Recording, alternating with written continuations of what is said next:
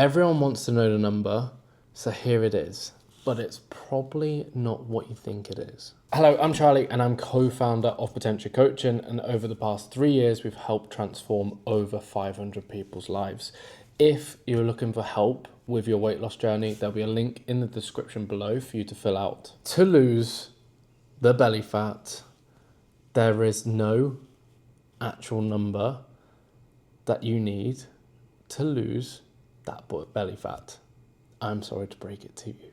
You cannot spot reduce, you cannot hit a certain scale weight goal, and the belly fats are automatically gone. It's firstly going to start off with where you actually begin. So let's say you're a 70 kg person, you've got a 2-pack on show, you're going to lose it a lot quicker than say someone that's 110 kg, and it's all sat around the midsection. Now, how you carry body fat, so where your body fat sits, will really depend on genetics. So blame your parents, blame your grandparents if you're not happy. But it's not like it's every single human being will hold body fat in the exact same position. You might have your sister that holds it slightly different to you.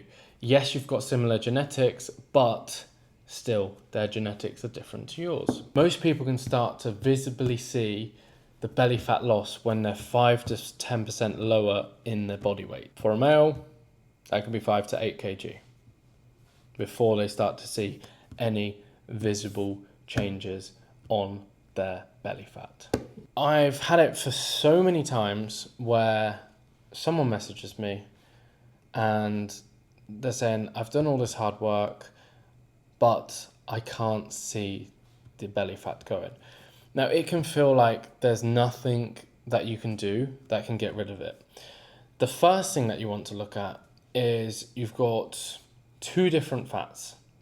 You've got an internal one, and then let's say you've got an external one. It's not outside the body, but it's the fat that you can pinch. They do have more in-depth names, but there's the most simple way to explain it. You've got an internal one and an external one. So your internal one is always going to be the first to go, which you won't actually see it because it's internal, but it is the most important fat to lose. It's the stuff that you want to get rid of that's probably the most unhealthy towards you. Then you have the external, so the fat that you can pinch. That is always the last to go, unfortunately. That's why a lot of people see where the fat sits around the stomach and it's not going, because it's the last bits to go, the external fat. Now, you can see results on the scales and they could be moving down, but on our photos, they might not change. The best analogy to describe this is, imagine I've got a pint glass in front of me and I have it filled with pasta. Now, I take out 1 bit of pasta, you're not going to see much change to the glass. I take out 4 bits of pasta, you're probably not going to see much change.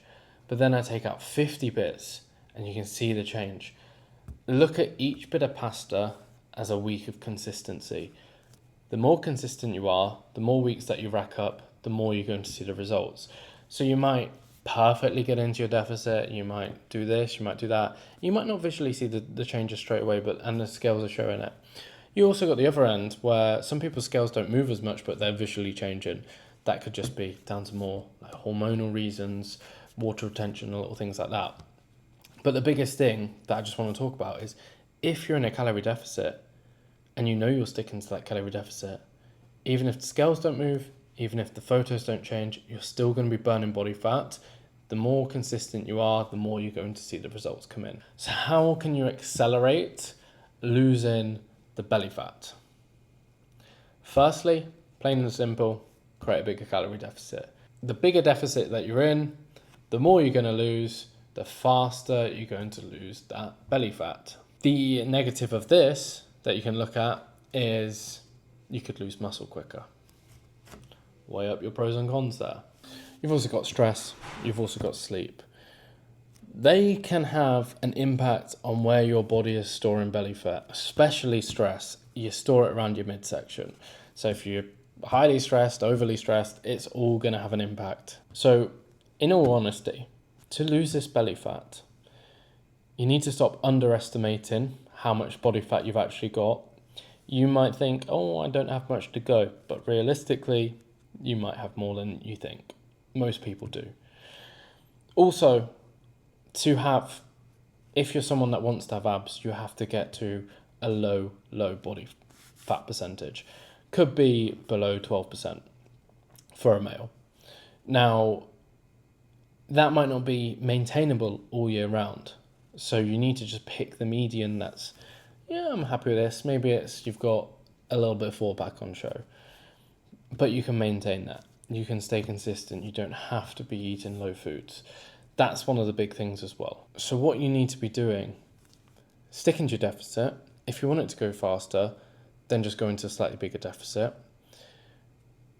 Stay consistent, because that's what's going to result in you losing the belly fat, and just enjoy the process. Don't over restrict yourself.